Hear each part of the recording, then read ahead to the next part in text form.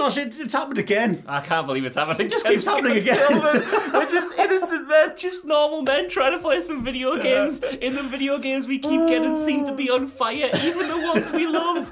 Why does this happen to me personally? At some point, and obviously there is so much going on right now in regards to the state of Redfall. Obviously, it was a very anticipated game over on Xbox. It's this really cool looking vampire multiplayer shooter thing that also kind of doubles as a single player game. We're going to get to the various issues that are dragging this game down, but we're here on another AAA launch day, and the game is on fire. You might have already seen some stuff on social media. You might already see some headlines doing the rounds as to the general state that Redfall has released in. That being AI that's all over the place, various bugs and glitches, visual things. It's just one of those games, or one of those instances where the game just needed more time. Yeah.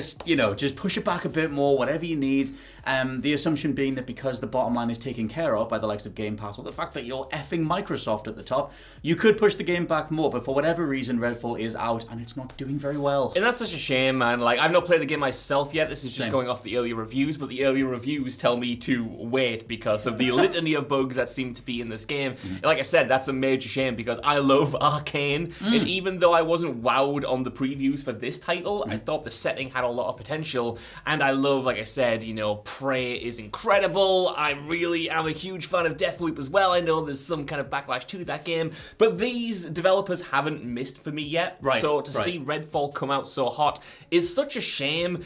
Even if the writing was maybe on the wall with the kind of announcement that it was initially targeting 60 frames per second and then it was announced that it was only going to be 30, to the point where some copies of the game have 60 frames per second written on the box and have a sticker over it saying like this isn't true anymore, which is kind of crazy. That was an indicator that this thing was coming in hot, especially after it was already delayed. But, we always complain about Xbox lacking, great games. So to me, the fact that this is the big one to kick off their 2023 and they haven't given it that extra time, I just have to think, what's happened there? I'm kind of just going to hope that Hi-Fi Rush gets more appraised over time. Like, there was a lot of people played through that game. I finished it. When I went through it, I noticed that as I got chapter by chapter, the achievement completion percentages dropped down so much into the decimal points. Not that many people were getting through it across the weeks, the initial weeks, when that game came out. But I think that's one of the most fascinating parts of this, is the wider conversation on it. I'm going to be diving into Redfall. We're going to give it a shot. We'll cover it as we go forward. Check out the What Culture Gaming podcast every week for things like that. But I think the conversation right now is, how did we get here?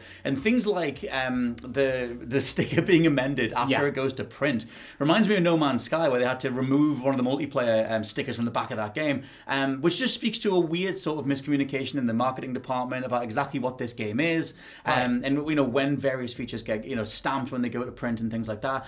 Also, you mentioned Arcane's pedigree so far. Like, I adored Dishonored. I couldn't get on board that much with Dishonored 2 or Deathloop, and I haven't finished Prey, so I'm not the best Arcane fan, but I loved Dishonored 1, and it's one of those things that when you look at the game's their Metacritic scores, their overall pedigree, they are one of the most beloved devs in the industry. Yes. And to fall this much speaks maybe more to the wider whims of what Bethesda maybe wanted them to do or something like that. I don't know. That's my big question because, Arcane have always released excellent games that a lot of people like, but they've never been a mainstream hit. They've never been on the level, at least in terms of commercial success, as other Bethesda developers, right? All of those games that I mentioned there didn't get, stratospheric sales. They didn't absolutely set the world on fire. And I think even a few weeks ago, Arcane was even saying, Bethesda wasn't sure if they wanted a Dishonored 3, so that's how they eventually got Deathloop. It's a famous story that the only reason they could make Prey was if it had the Prey name. The people in Arcane didn't want to call it Prey, didn't want to be associated with that franchise,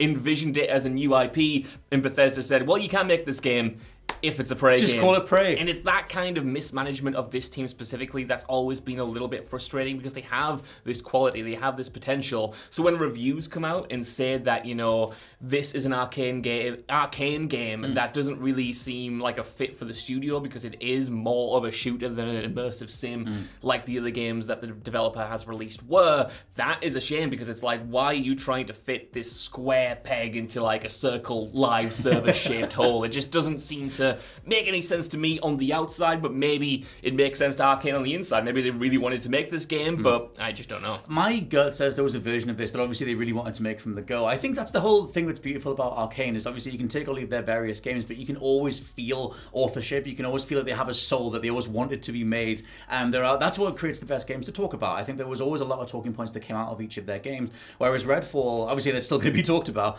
but the various components that are being dragged right now are things like the loot system, are things like an attempt at the multiplayer that kind of tries to walk a line between the game being satisfying for a single player, almost more like a Far Cry first-person exploration in an open world, but also having the ability to let players beam in and kind of turn it into a Left 4 Dead or a Back 4 Blood on the fly. And you can see why that would be a really cool idea on paper, but I think that kind of clashed with the way the game was marketed. Only really recently in some of the more hands-on previews did people say, actually no, there is a really worthwhile single-player component, but now we're here and it's all about loot being all over the place and things like that. Well, even Deathloop, which reviewed extremely well, had this issue with the marketing right up until launch. We saw so much for that game, but it was initially announced with a heavy focus on the asymmetrical multiplayer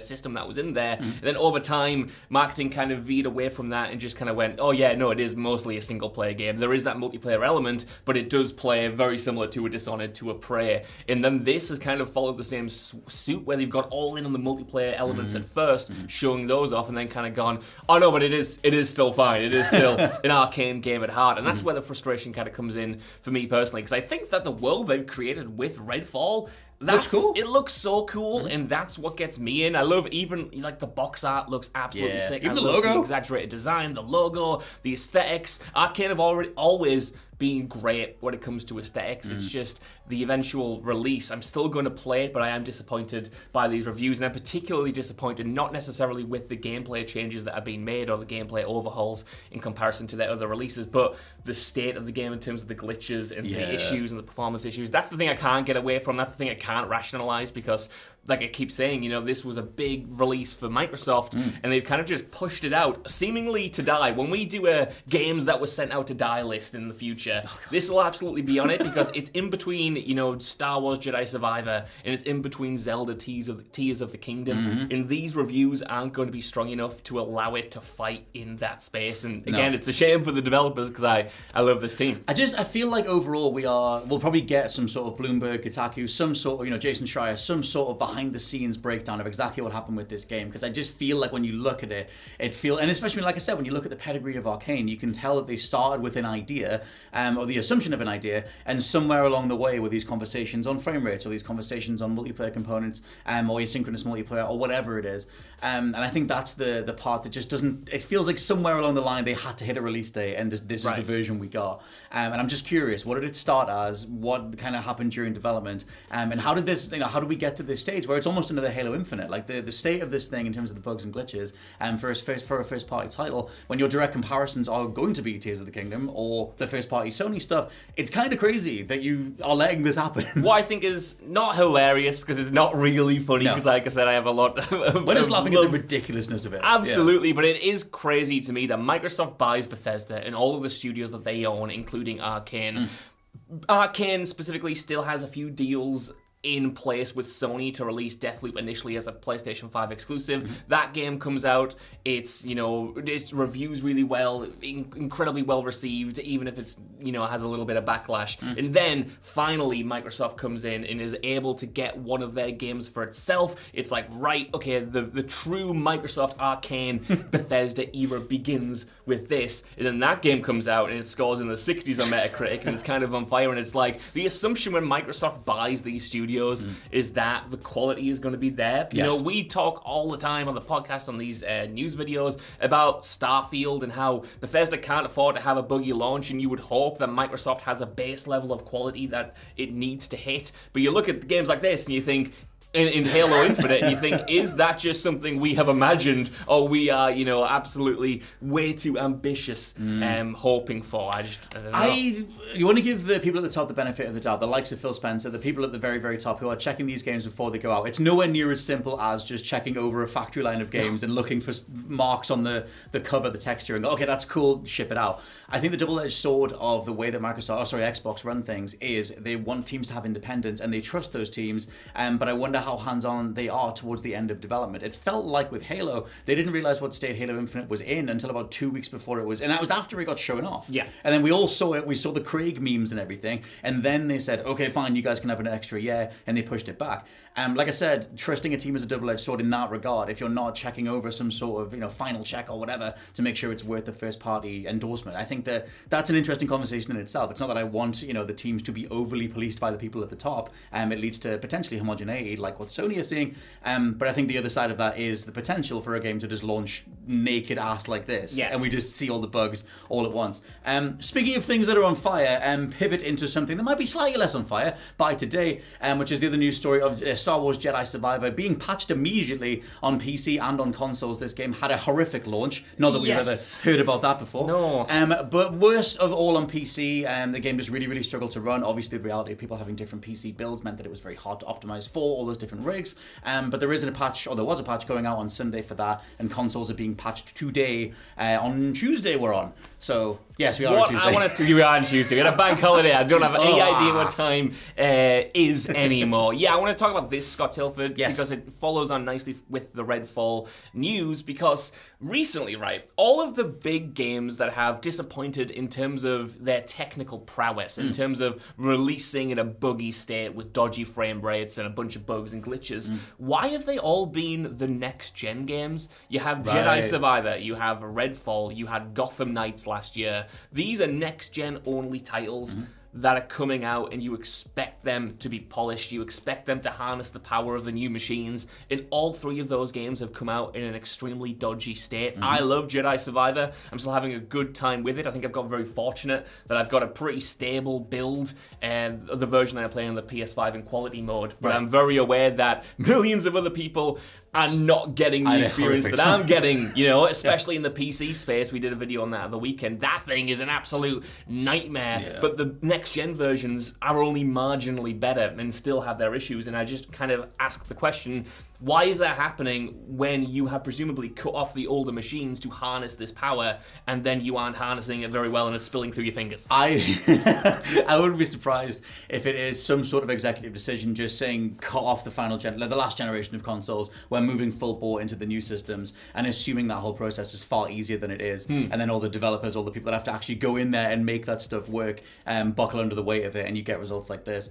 Like I said, what we mentioned before, the idea that Redfall's box art is being changed after it goes to print is just a humongous red flag as to how things should be going in regards to frame rates and what we're actually trying to aim for. A kind of conspiracy theory that's doing the rounds with Jedi Survivor is that game was always going to be in 30 FPS because it was an older gen game or whatever. Now it's next gen exclusive, or at least it's geared that way, and there is a performance mode, but the performance mode is all over the place. The only way that you were saying you can get a stable frame rate or something better is to turn off usage sharing in the options, which again did the rounds over the weekend of all these sort of homebrew fixes to try and get a stable frame rate. Thankfully, it's been officially patched. Respawn have said that they're committing to various patches across the coming weeks, but there is one already out now. But it doesn't help the fact that every single game that's releasing is kind of busted. I'm going to shout at you about this in the podcast because these games are £70. That's the thing, they're more expensive. So much money. They are more expensive. They come with higher expectations, and personally, they have disappointed me from a technical standpoint. Like I said, I will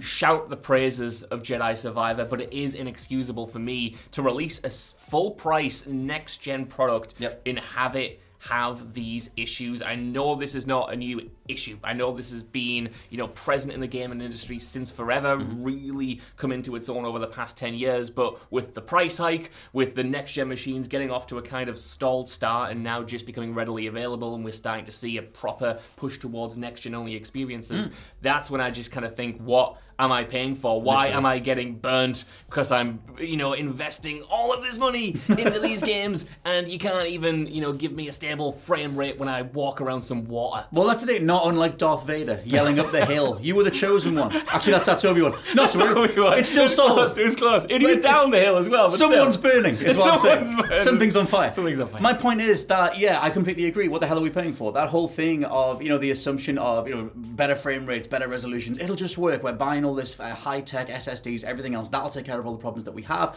But now the conversation that we're having is trying to get a game working at 30 FPS, because the way that Jedi Survivor splits its visual modes and performance modes, it's quite a noticeable dip in the visuals if you go down the performance route. But it does start to play a bit better, but then it can't hold a solid 60. So even if you're sacrificing the visuals, it still doesn't really work. So funny. Don't want to rag on this game too much, but it's comparison screen where you have quality mode and performance mode. I've never seen a game tool on itself so hard. Like the performance example that you get is so pixelated and blurry. It's like, terrible. Why would it's almost like they're doing their best to say, do not pick this. Do not pick this mode. Go quality mode. Look at the state of that. And I'm like, why would you do that to your own game? It's like if someone, and we've done it before as well, when you try and show like a worse graphics mode or something in a YouTube thumbnail and someone pixelates half the screen, that is how bad that option is. And it's like, well, I don't want to pick that. That looks like hell. But obviously the performance mode does run a bit better when it can hit that frame rate. We'll see what happens. Point being that the frame rate patches are out for the PC version, the console versions. But yeah, yet another game that came in hot. Not to discount the qualities of Jedi Survivor. We're going to talk about that more on the podcast, because that game is very, very fun to play. Really when it works. But let us know what you think down in the comments below, I guess, of the state of Xbox, the AAA space, the Redfall, and the Star Wars Jedi Survivor. For now, I've been Scott from WhatCulture.com. I've been Josh from WhatCulture.com. Forgot my name. Don't know what time it is. On fire. Bye-bye. Bye. You were the chosen one, Scott.